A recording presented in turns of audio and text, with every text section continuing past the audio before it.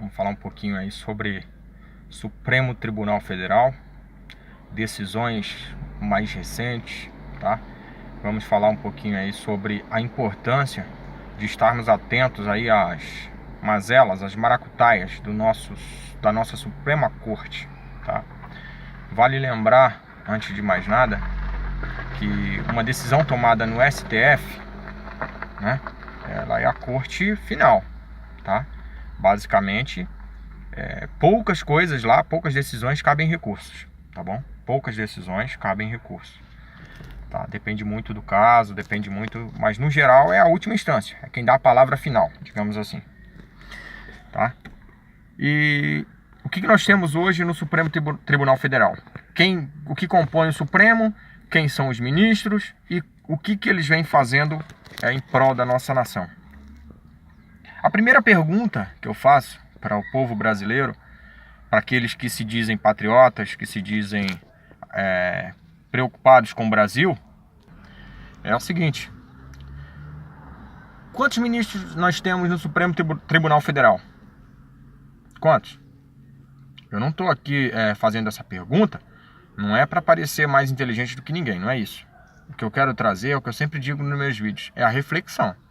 Porque muita gente se preocupa com muita coisa, mas não se preocupa com o que realmente interessa, tá? Nós temos que ter aí o temor a Deus, nós temos que saber, eu como cristão e muitos aqui no Brasil, nós temos que considerarmos aí a palavra de Deus, os ensinamentos de Deus, a Bíblia. Porém, galera, nós temos que saber que nós ainda estamos na terra, nós não estamos no céu. Ou eu estou enganado? Aqui, quem está vivendo aqui não morreu ainda. Nós vivemos uma realidade a qual as decisões que são tomadas aqui influenciam diretamente na nossa vida. Política, judiciária, enfim, essas decisões influenciam e muito.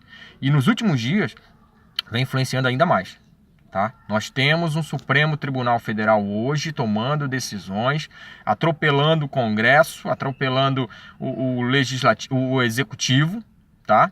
E o Legislativo. Tá? O judiciário hoje legisla, executa, faz o que bem entende. E o brasileiro não acorda. Nós temos aí inúmeros casos onde o Supremo está favorecendo bandidos. Tá?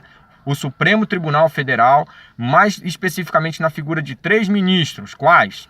Gilmar Mendes em primeiro lugar, Dias Toffoli em segundo lugar e Ricardo Lewandowski em terceiro lugar. Mas temos mais. Na minha opinião, dos 11 ministros, que nós temos, nenhum deles merece estar no Supremo. Eu posso estar enganado e posso até lá no futuro gravar um vídeo pedindo desculpa a algum desses ministros, mas até hoje que eu tenho acompanhado, nenhum deles tem capacidade de estar lá, porque não estão fazendo aquilo que a Constituição diz. Eles estão legislando por conta própria, eles estão legislando, que era coisa do Legislativo, do Congresso Nacional. E outra, o Congresso faz uma lei, vota uma lei e eles derrubam.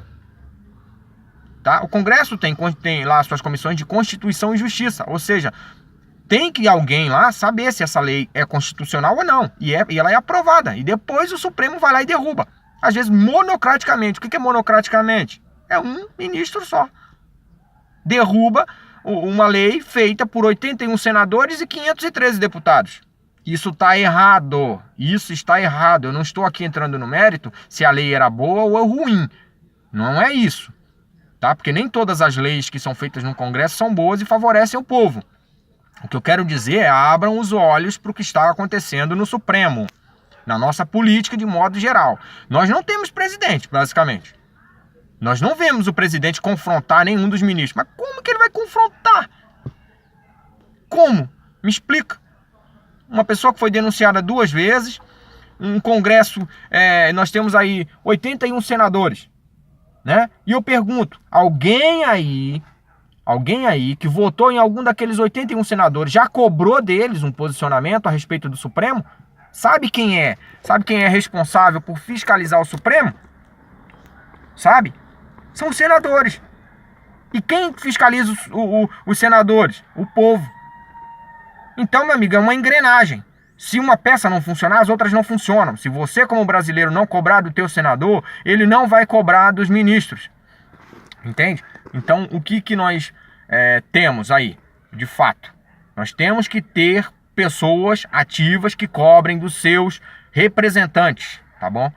Os senadores são representantes do povo. E nós temos hoje uma casa lá que é chamada de CCC, Casa dos Covardes Coniventes. Porque a maioria dos senadores são coniventes com o que o Supremo está fazendo, tá? Eles estão se beneficiando e se favorecendo com isso. E o povo está calado, sem saber o que é de fato Supremo, tá bom? Então vamos pesquisar, vamos acordar, porque senão daqui a pouco nós viveremos uma ditadura, tá? A Venezuela foi dessa maneira. A Suprema Corte da Venezuela, hoje ela é totalmente alinhada com o governo. Então eles fazem, se o Congresso faz uma lei que o governo não apoia, ele vai lá e derruba. É dessa maneira que começa. O Supremo foi aparelhado durante anos. Aparelhado como? Como as demais instituições. Foram colocadas pessoas lá estrategicamente, porque são os presidentes quem indicam os cargos de ministro, tá bom? E eles não vão indicar, na maioria deles, pessoas que são contrárias aos seus posicionamentos, e dá no que deu, e dá no que tá dando. Um Supremo que faz o que bem entende, e o povo que nada cobra. Pouquíssimas pessoas sabem o que é Supremo, poucas pessoas sabem o que eles podem fazer de fato, e não cobram dos seus representantes. Eu vejo ali uma meia dúzia, talvez 10 senadores, cobrando alguma atitude do Senado, tá bom?